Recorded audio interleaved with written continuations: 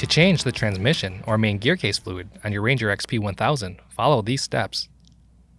For optimal performance, always use Polaris recommended fluids as described in your owner's manual. Park the vehicle on a flat, level surface, ensure it is in park, and remove the key. Next, place a drain pan under the drain plug.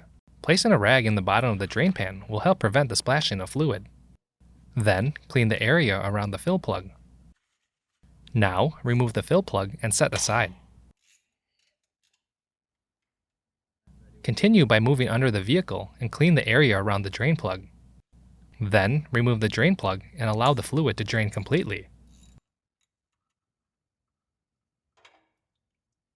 Before reinstalling, clean any dirt or debris from the fill and drain plugs. Inspect the O-rings on both plugs and replace if necessary. Next, reinstall the drain plug and torque to specification. Now, add the recommended fluid to the bottom of the fill plug hole. Do not overfill.